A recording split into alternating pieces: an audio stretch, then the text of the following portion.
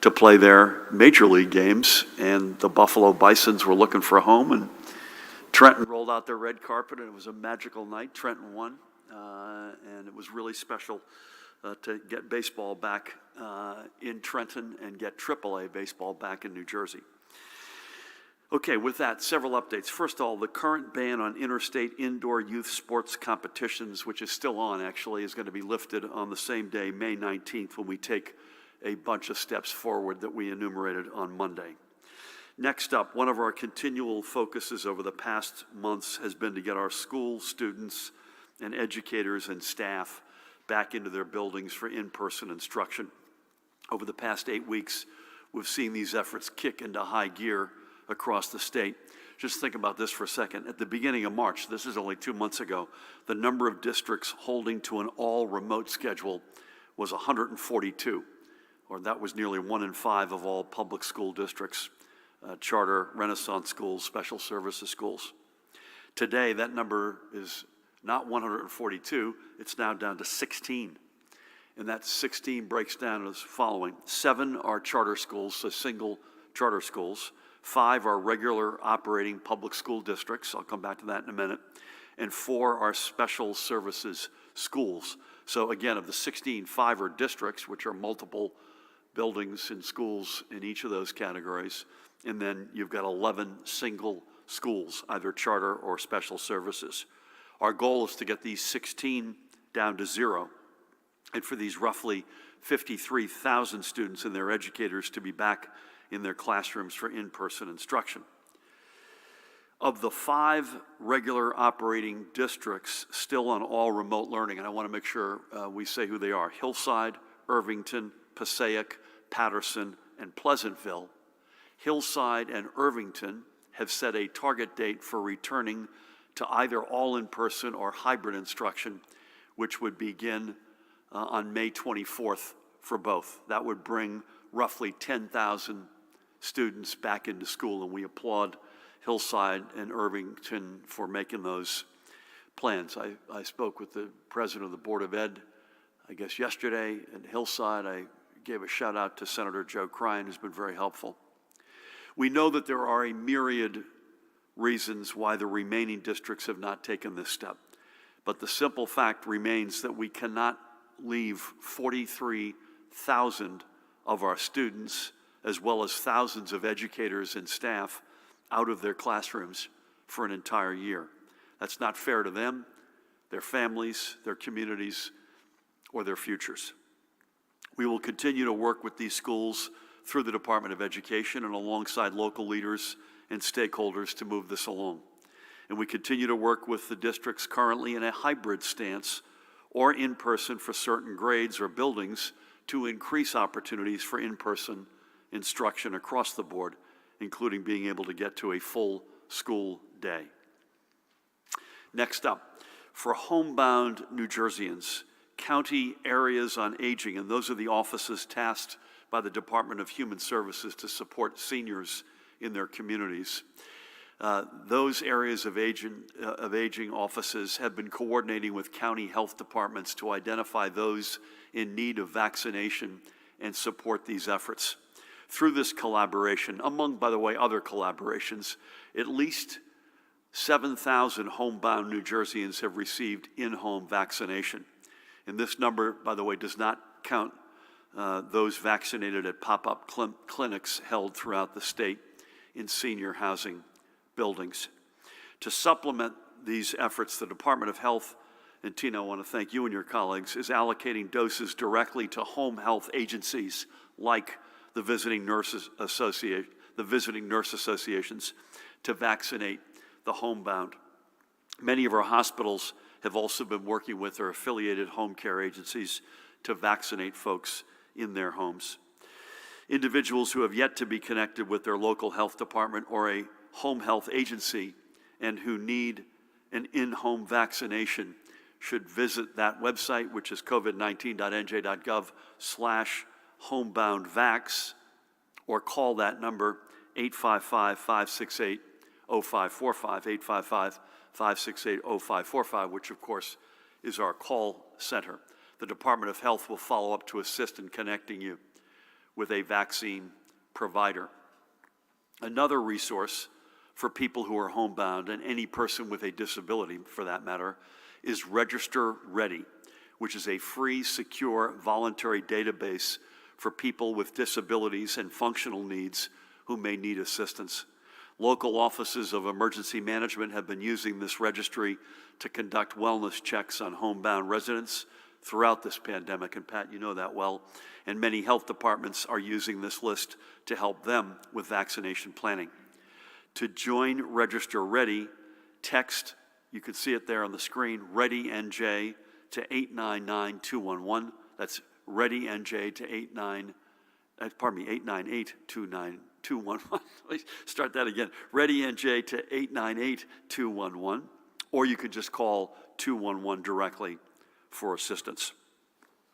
Finally, since Monday's announcement, many more craft brewers up and down the state have asked to be a part of our Shot in a Beer vaccination incentive program. For the updated list of participating craft brewers, visit covid19.nj.gov/shot-and-a-beer. But these are the new ones, and I want to read them out because they deserve to get a shout out. I've got 13th Child Brewery, 13th Child Brewery, Alimentary Brewery, Angry Eric Brewing, Chimney Rustic Ales, Sigmeister Brewing, Death of the Fox Brewing Company, Departed Souls Brewing Company, Double Nickel Brewing Company, Dr. Brewlittle's Beer Company, Eclipse Brewing, 8 and Sand Beer Co., Forgotten Boardwalk Brewing Company, Four City Brewing Company, Man Skirt Brewing, Montclair Brewery, Neck of the Woods Brewing Co., New Jersey Beer Co., Tuckahoe Brewing Co., United Brewing Co., Westville Brewery, and Zed's Beer. And don't forget, to claim your beer, you need to receive your first shot during the month of May. While we are thrilled by the positive reception we've gotten for the Shot in a Beer program, we are going full steam ahead on the entire outreach program we outlined on Monday, Operation Jersey Summer. We are not going to rest on any laurels. And by the way, this, importantly, in the Shot in the Beer list that's growing is an example of this. What we discussed on Monday is really just the floor of our efforts. We're going to be adding more components and more partnerships over the coming days and weeks.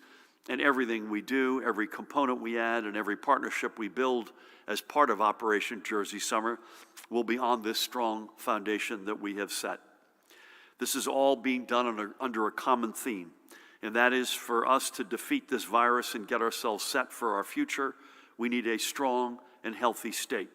Public health creates economic health, and this push to ensure everyone has the ability to be vaccinated is our surest way to turn those words into reality.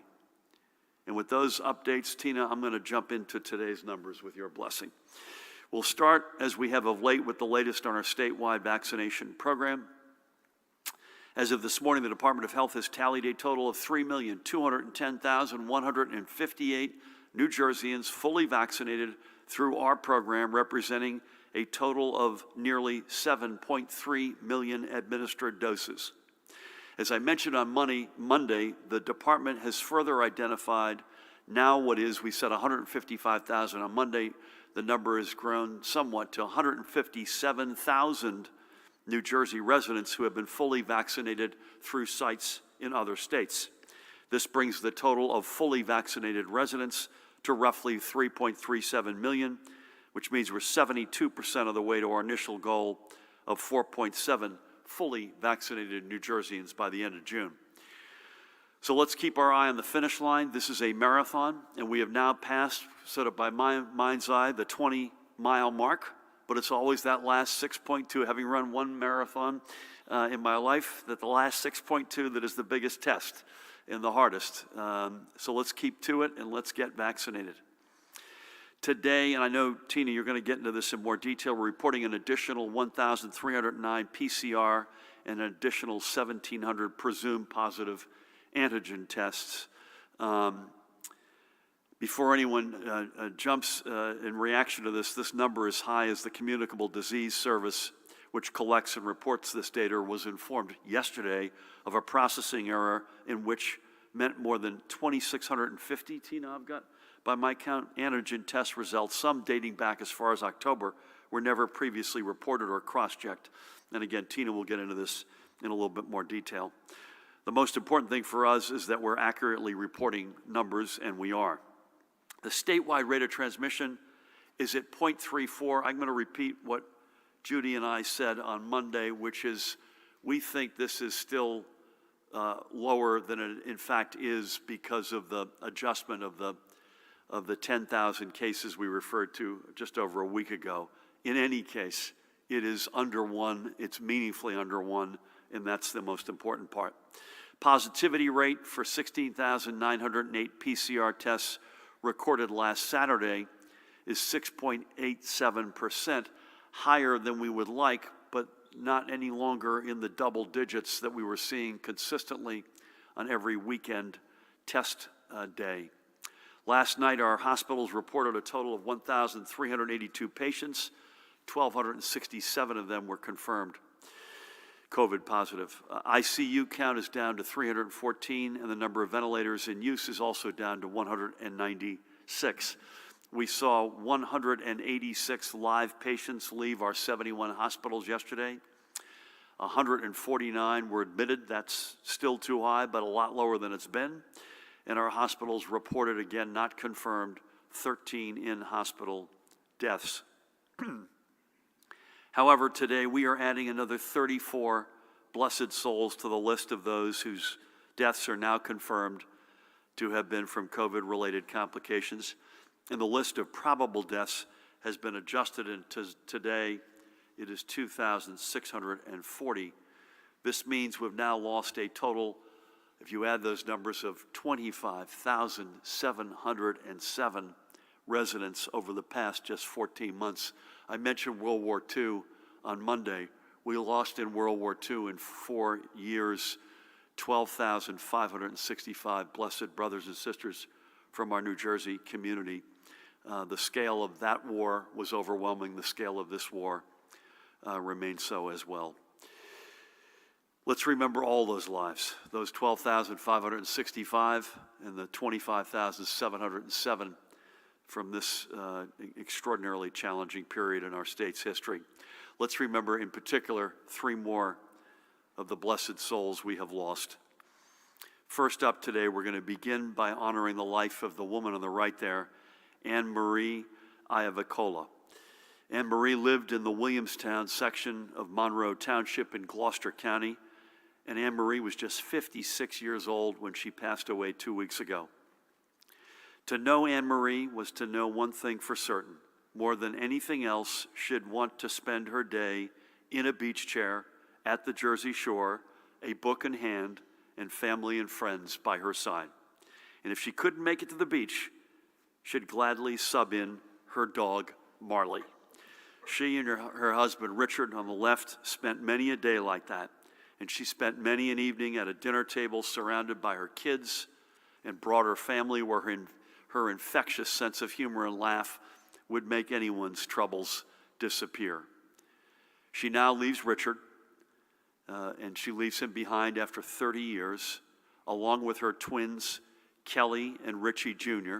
So that's Richard, Dad, and Kelly, and I had the great honor of speaking with each of them on Monday. I did not speak with Richie, but Richie also had suffered from COVID, and I asked after him and how he was doing, and they said he is still, quote-unquote, dealing with it. This thing, depending on who you are and how it impacts you, it can be really crippling, and it can stay with you. So we wish Richie Jr. a speedy and complete recovery. Anne Marie is also survived by her mom and dad, Thomas and Barbara, and her brother Kevin, along with numerous nieces and nephews. May God bless Anne Marie. People wonder what makes New Jersey such a special place. Well, I will tell you one answer at the top of the list. It's caring, humorous, giving people like that woman. May God bless and watch over her and her family.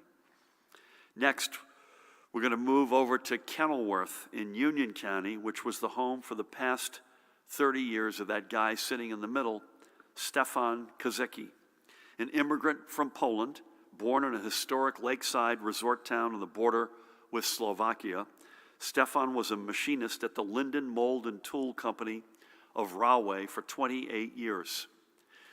The true measure of the man was his family.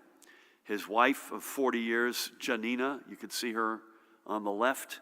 His 3 children, Renee, you can see her just to Stefan's left, and Stephen and Joseph, and their spouses, Adam, Lindsay, and Donna, respectively. And his 4 grandkids, Grace, Gwen, Charlotte, and Olivia.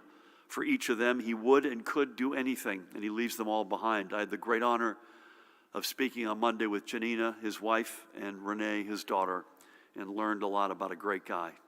He also leaves behind family back in his native Poland, including his brothers Jan and Franek, among numerous nieces, nephews, and cousins.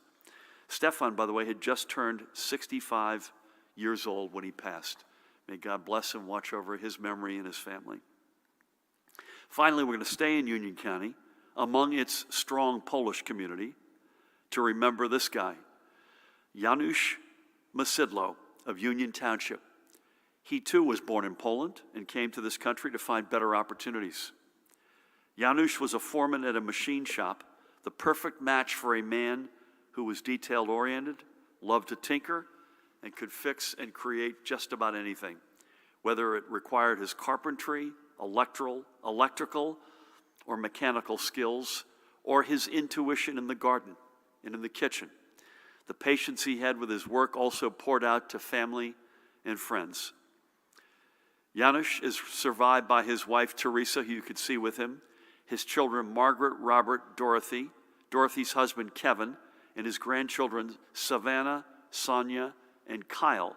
I had the great honor on Monday to speak with it was a room full of people, at least in the room was Teresa, his wife, and children, Margaret, Robert, Dorothy, and his granddaughter, Savannah. One of the life lessons he instilled in his children was, and I quote Janusz, "Listen to those who want to speak to you. You will learn a lot about them, and at the same time learn so much about yourself. Just listen and make sure you hear the words that are spoken to you." Good advice. And these words inspired each to find their calling in service. These are his 3 children. Margaret is a nurse. Robert is a member of the Union Fire Department. And Dorothy is a sergeant in the Union Police Department. Janusz also leaves 2 brothers back in Poland, Marian and Czesław. He was 68 years old when he passed, and May 20th would have been his 69th birthday. We are honored that Janusz chose to make his home in New Jersey. May God bless and watch over his memory and his family. So let's not forget that even as we make real and significant strides toward the end of this pandemic, there are those who will not be with us when this war ends. And the best way we can honor their memories is by seeing this through. Now switch gears for a moment. Let's acknowledge another of the small business leaders who's making a difference in their community. This is Doris Baulas, who owns and operates De Vasquez Tax Solutions in the city of Garfield. But she does so much more than just help small businesses across Garfield and Passaic County file their taxes. Doris's mission is to help the entire small business community grow and prosper. With numerous clients hailing from low-income families and many with limited proficiency in English, Doris offers both a helping hand and an open ear. For the past year, she's helped her clients apply for PPE loans and grants, and she's helped many stay optimistic even in the darkest days. The city of Garfield, as we mentioned this here before, partnered with the Department of Community Affairs under Sheila Oliver's great leadership through their Neighborhood Preservation COVID-19 Relief Grant Program. And Doris was able to get a grant that allowed her not only to keep up with her rent and utilities when her doors were closed, but to upgrade the office and make it a safe and more comfortable place for her staff and clients when she reopened. Doris also became a sort of local ambassador to the Neighborhood Preservation Program, going door to door, business to business, to help her neighbors apply for the grants they needed to make it through. We know that community spirit isn't unique in our state, but Doris exemplifies the best of our small business owners. I had the opportunity to reach out and thanked Doris on Monday for her commitment to Garfield and her clients. I said, Doris, what's the best way if somebody wants to throw some business your way? What's the best way to get a hold of you? What's your website? She said, you know what? I've never had to rely on a website. It's all word of mouth, but I asked her if I could, with her permission, give the office number out, and she said she would. So DeVasquez Tax Solutions in Garfield, their phone number is 973-779-6665, 973-779-6665. Thank you, Doris. And finally, for today, I want to talk about this guy. I must thank and acknowledge our friend and colleague and the director of the Office of Homeland Security, Jared Maples, and sadly with a heavy heart, but also with great optimism for his future, that he will be leaving us to join the National Hockey League as not as coach of the Devils, by the way, as executive vice president and chief security officer. For the past nearly 4 years, including for almost a year before I got here, Jared has committed himself to the safety and security of the people of New Jersey. He has led our ongoing counterterrorism and cybersecurity efforts and has been with us for all manner of emergency preparations. Throughout the pandemic, he and his office have been a critical link in our COVID response. I know that he will take the same professionalism and knowledge that has helped us protect the 9.3 million residents of New Jersey, to protect players, officials, staff, and millions of hockey fans in NHL arenas across North America. So to you, Jared, we thank you, we congratulate you, and I look forward to seeing you next year when the New Jersey Devils raise the Stanley Cup. Otherwise, we're going to ask you to drop your gloves. Good luck, man. With that, let's turn things over to the state's epidemiologist. Please help me welcome Dr. Christina Tan. Thank you, Governor. Good afternoon. As the vaccination program continues, we are seeing coverage increase across age groups. 85% of those age 65 and older have received at least one dose of the vaccine. 68% of those 50 to 64 years old have received at least one dose of vaccine. 53% of those 30 to 49 have received at least one dose of vaccine, and 35% of those 16 to 29 years have received at least one dose. So vaccinations among that younger age group have been steadily rising since eligibility opened on April 19th. Partnering with the Office of the Secretary of Higher Education, the department held a call last week with the state's colleges and universities, enlisting their assistance in helping to inform and activate their students. As schools determine vaccine plans for their campuses, the department will work with schools to determine if they would like to host a vaccination site on campus, or will help them identify specific times and opportunities at the mega sites or other community sites for their campuses to be vaccinated. If students get vaccinated here and need to return to their home state before receiving their second dose, they can talk to their healthcare provider or check in with the pharmacy chains that are providing vaccinations. So with the easing of some of the COVID-19 restrictions in place this month, and with the weather turning warmer, probably tomorrow, hopefully, we expect that more New Jerseyans will be out enjoying the outdoors. And with the warm weather, we will also see the emergence of ticks, which spread illness. May is Tick-Borne Disease Awareness Month, so while spending time outside, it is important to take steps to protect yourself. Lyme disease accounts for 82% of all tick-borne diseases, and there were more than 3,600 Lyme cases reported in our state in 2019. As a reminder, you can reduce your risk by taking these actions to avoid tick bites. Avoid wooded areas with dense shrubs and leaf litter where ticks would like to hide. Make your yard less attractive to ticks by mowing lawns and trimming trees. Use EPA-registered repellent with DEET. Wear solid, light-colored clothing because this will make it easier to find a tick on your clothes. Tuck your pants into your socks and wear a long-sleeve shirt. This will help prevent a tick from attaching to your skin. Keep your pets safe by checking for ticks daily and using tick control products as recommended by your veterinarian. And check yourself for ticks frequently after being outside in areas where ticks may live. So moving on to the department's daily report. Today, we are reporting a high number of antigen positives, as the governor had mentioned earlier, due to a reporting issue with a provider. The majority of today's antigen results are delayed reports because of that delay in reporting.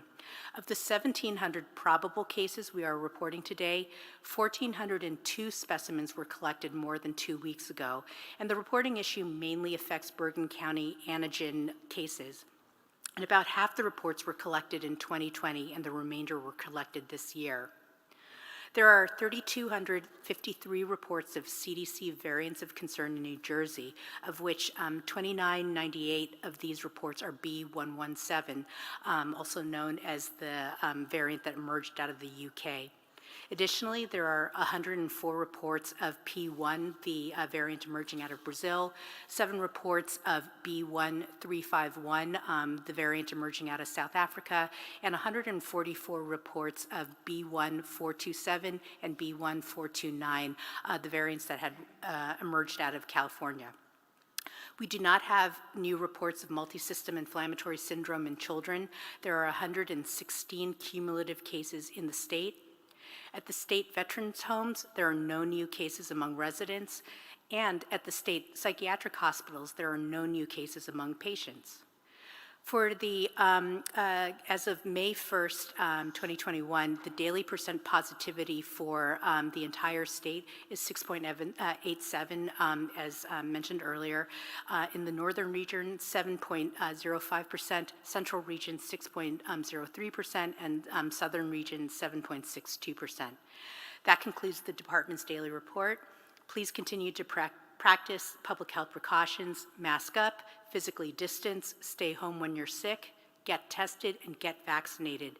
And if you're spending time outdoors, take steps to protect you and your family from tick bites.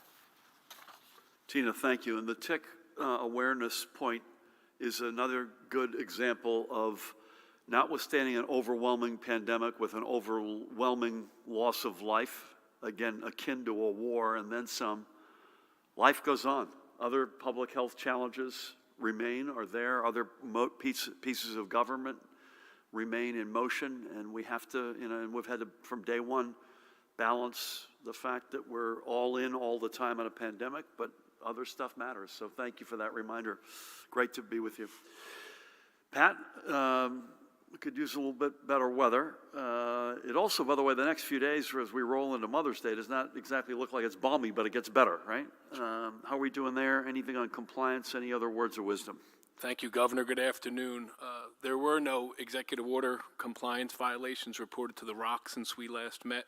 Yeah, rain certainly today, Gov. I think it's going to be beautiful tomorrow. So easing into Mother's Day weekend. And if I can, too, just add to your remarks, Governor, the NHL has made a phenomenal pick. What a lot of people may not know is Director Maples plays on the state police hockey team. And I think that fact, coupled with the fact that he could quote any line from Slapshot, probably sealed the deal. But moreover, he's been a phenomenal teammate in our collective efforts to keep those in New Jersey safe from a Homeland security standpoint, from a preparedness standpoint. And I'm honored and humbled for our partnership, but more so for our friendship. So best of luck to you, Director, and I'm sure we'll be in touch. God bless. Thanks, Gov. Well said. Amen to all. Paul Newman in heaven is looking down, giving you a wink, having lost, I think, as I recall, most of his teeth in that movie. So well done. We'll start over here. Before we do, just to say that I think we're going to stay on the rhythm that we've been on of late, which is I think I'm on the road tomorrow somewhere up north, and hopefully we'll do it at a time where we've got some COVID updates for you. And we will likely be on the road. I know I've got at least one vaccination visit on Friday, and we'll keep you posted, but we'll probably stay in the same mode and then be back here again on Monday, same time, same place. So with that, Matt, we get Brent is up to bat. Hello, all. What do you may have mentioned this the other day, but I might have missed it. What do you think about keeping the smoking ban at casinos? Governor Cuomo just announced New York will allow vaccinated people to sit in non-socially distant sections at sports stadiums. Would New Jersey consider the same? People are again having issues claiming unemployment benefits, this time because programming didn't capture claimants when the state triggered off high extended benefits to transition them to another program. Will these issues keep happening every time benefit programs change? And why isn't the DOL communicating how long it will take to resolve? You have a bill on your desk that would form the Government Efficiency and Regulatory Review Commission. Will you sign it? And if not, why? And last one from Karen Yee of WNYC.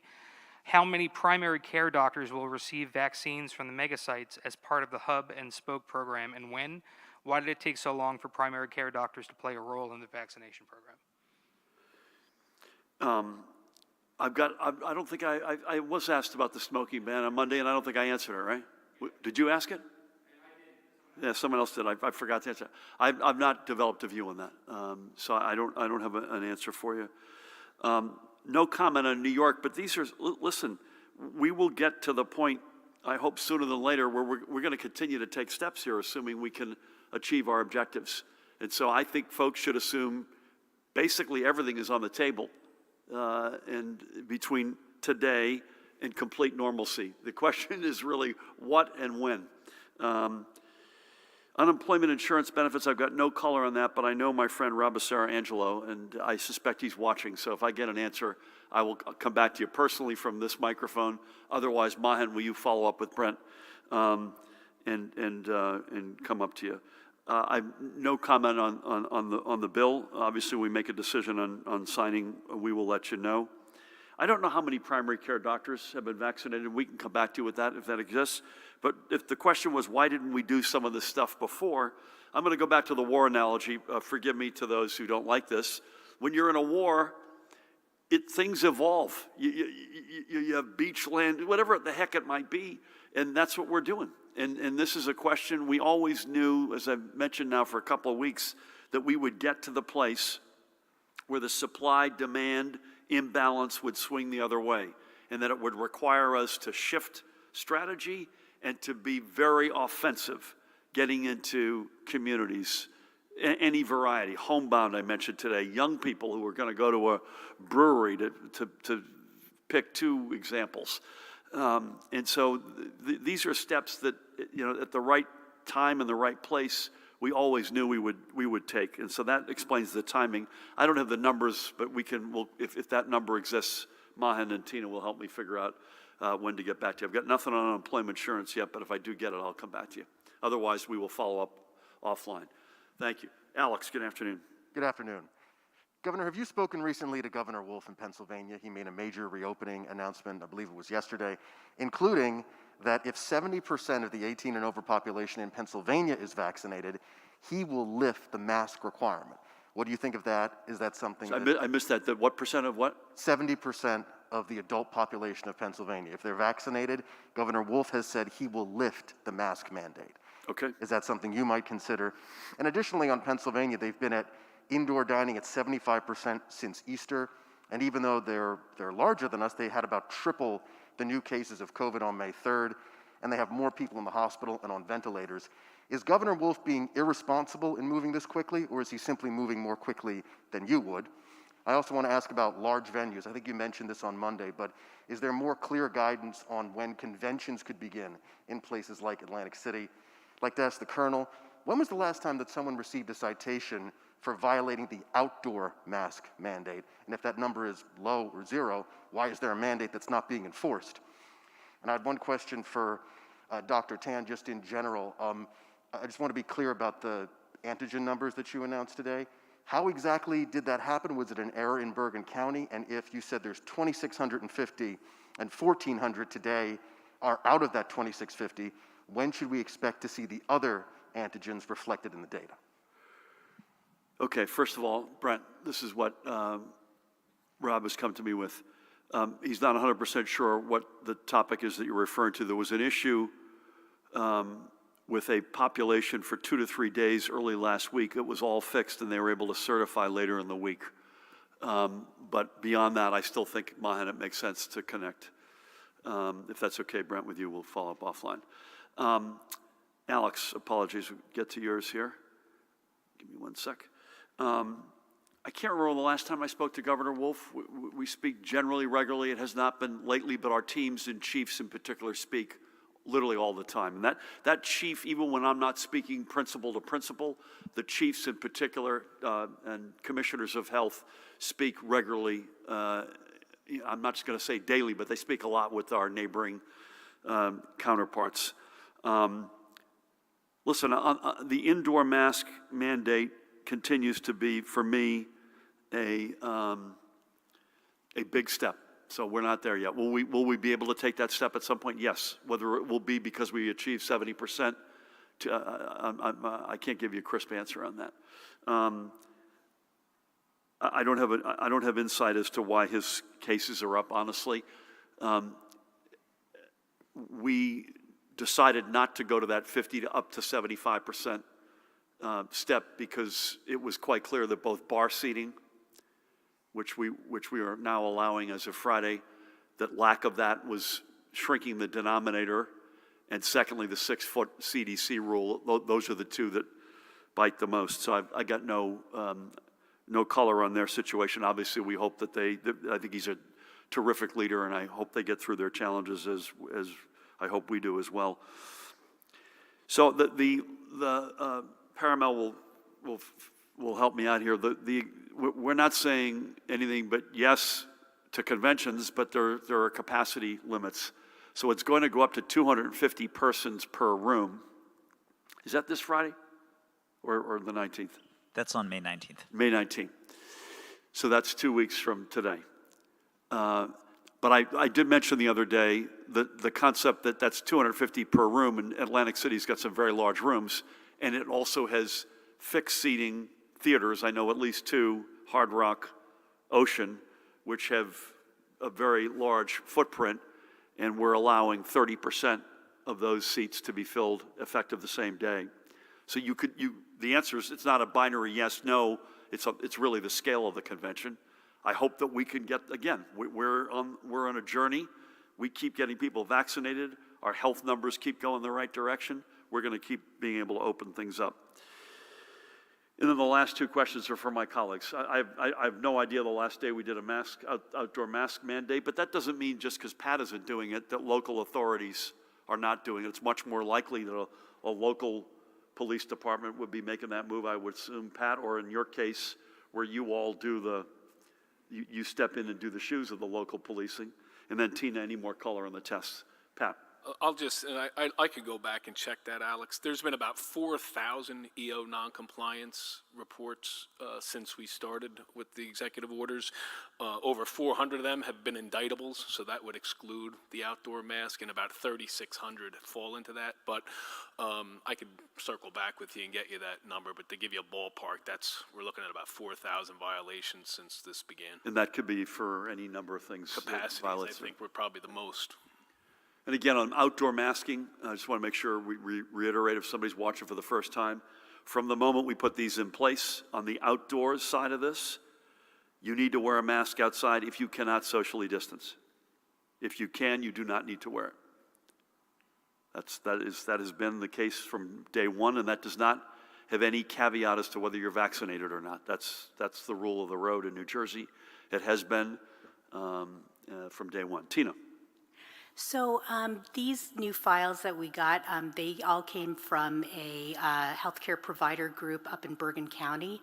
And so when we actually started, kind of shaking out all these different files, some of those positive antigen tests created new cases, new probable cases, while the remainder of those antigen tests were attached to existing probable cases or, some confirmed cases that already existed in our system. We're still kind of shaking out the numbers right now, but we anticipate that from the antigen results that were reported today, probably about 300 of those are not from that file, that lump of files that came to us from this one particular provider. Oh no, when the result comes in, we're not the ones that are necessarily the first receipt of these results. These are reports, these are lab results that are ordered from healthcare providers who actually are the ones who are doing the follow-up, the clinical care of these particular patients. We're counting these individuals for our surveillance purposes. Thank you. Okay, you're good. Sir, you got any? Yes, I do. Get yourself focused. Afternoon, Governor. Good afternoon. I have a few on vaccines. What is the state plan for closing vaccine sites like Essex County is doing? How is your distribution plan impacted by closures and declining demand, and can it respond to these changes quickly enough? And can we get numbers on vaccine loss or waste, and what steps are you taking to reduce this loss? And on schools, what plans, if any, does the state have for encouraging additional summer programs in public schools to help kids catch up who are suffering from learning loss? Yeah, I would say the first two questions, impact of, any observations on closed sites, and then the impact that will have. Similar answer to the question that Brett asked on behalf of someone else. I forget who it was on behalf of, but what primary care doctors, why now? This is all, I think you saw President Biden, frankly, talking yesterday in a similar mode to what we were talking on Monday with the hub and spoke approach. So this is basically going to get very localized, is the best way to put it. I assume that we'll continue to have some big sites where folks can go because they're so well run and so efficient, but this is going to be increasingly localized, community specific, get into all the crevices and corners of the state. And that was our intention all along, and we knew it would come upon us.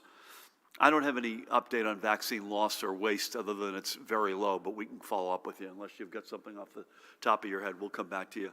But our folks have, remember, we are in the top handful of American states on the efficiency of getting doses into people's arms, and that does not happen.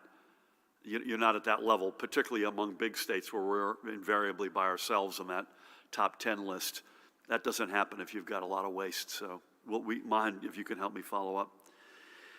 And I don't think there's one answer on schools. You'll recall that we put a lot of CRFs, Corona Relief Funds, to work, which we announced a couple of months ago, that we distributed a lot of money, a lot of it per capita, but with two specific programs on mental health recovery and remediation, as well as learning loss. And there's a lot of flexibility in that money, and as I believe there will be in prospective money. We still don't have the guidance from the feds and the American Rescue Plan money, but my gut tells me that's coming soon here.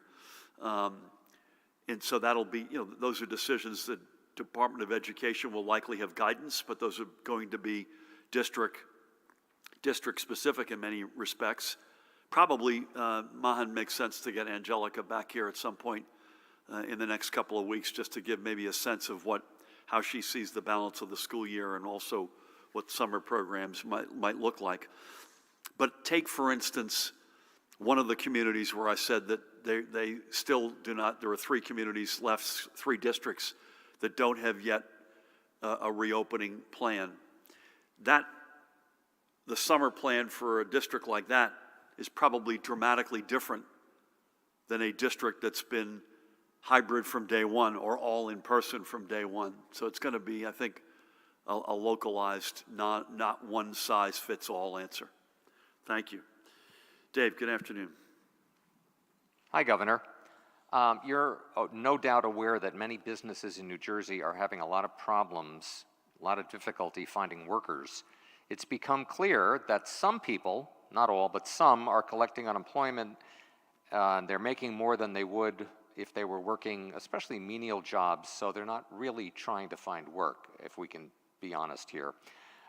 With the expanded state reopening fast approaching, what's your sense about how this is going to play out? How will it affect, especially these smaller mom and pop businesses where the profit margin is razor thin?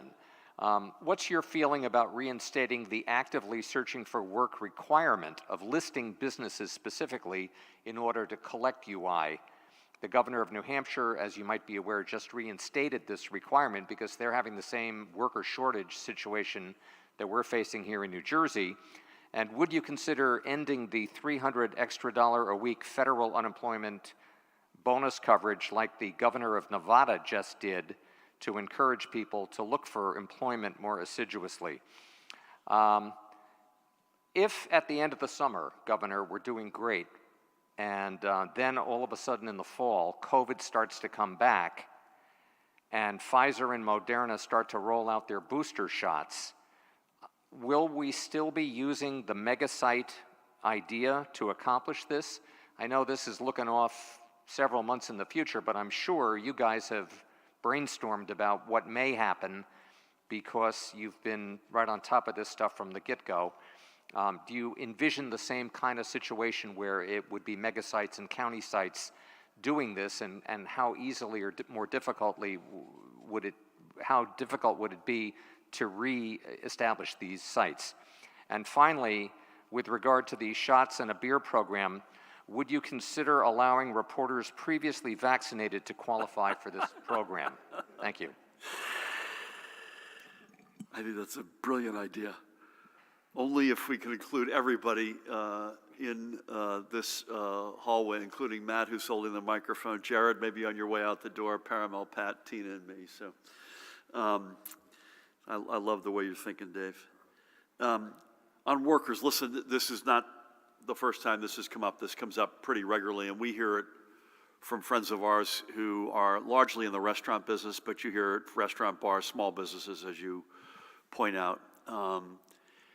A couple of reactions.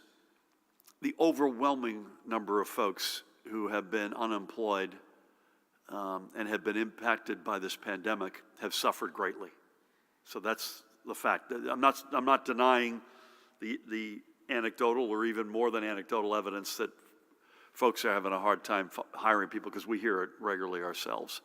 But the overwhelming amount of folks who have been hit economically, and particularly with job loss in this pandemic, have suffered enormously.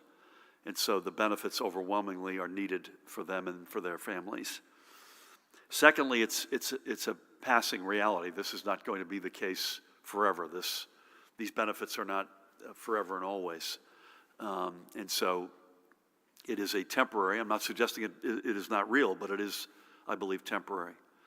I saw my friend, I have not spoken to him, but I saw my friend Tim McClune, who owns 10 New Jersey restaurants, and I think, if I read the article right, has plans to open 3 more this summer, which is good for him in the face of all this.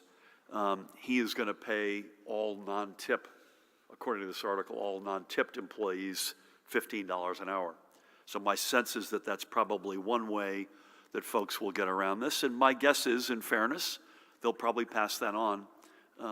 So the burger is going to be an extra 50 cents or 75 cents, whatever it might be. And that's probably a reality right now. Some amount of inflation feels inevitable. We've had no plans to institute either the prove to us you're looking for work, or do we have any plans, and I know that we won't pulling the 300. I didn't see that Nevada had done that. That no plans to do either of those. But again, I'll defer to Rob Sarangelo and his team on particularly that question about requiring you to prove that you're looking for work. But I think our evidence is overwhelmingly people are doing the right thing and they've suffered dramatically. And again, small businesses, let's reiterate and stipulate, have been crushed. And when we get the American Rescue Plan guidance, a lot of that money is going to go into restaurants, bars, hospitality, small businesses. And that's one other answer to this challenge right now. On schools, I don't have a crisp answer for you, not on schools, pardon me, but on mega sites when we get back to school in the fall, if this thing rears its head again. First of all, Tina, I'm hoping against hope that it doesn't rear its head again, at least in a meaningful way, particularly given the vaccine levels that I'm sure that we're going to get to. But I think, I've said this a number of times, we will leave either literally or with short notice a lot of our distribution infrastructure in place.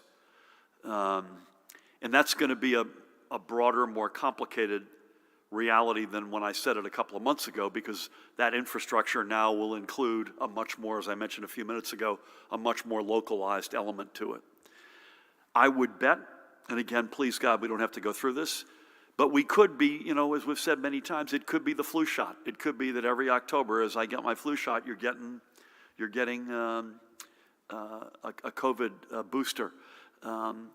If it is, my guess is it will be, at least in the near term, and both, meaning it will be mega sites because they can do such scale so efficiently and so quickly. But when I get my my flu shot rather, I go to a Walgreens. I call up, make an appointment, I show up and get that. So my guess is it's going to be and both. It's going to be the big sort of hubs as well as a lot of the localized places that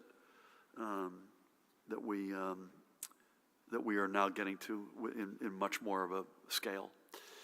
With that, I'm going to put this bracelet on, given to me by a retired trooper. Is it Billy Trump? Yes, sir. Billy Trump, no relation to the president. A really cool bracelet. This is another reminder. We were together. Jared was with us, with Pat and myself and others, at the Survivors of the Triangle, very solemn annual event on Monday.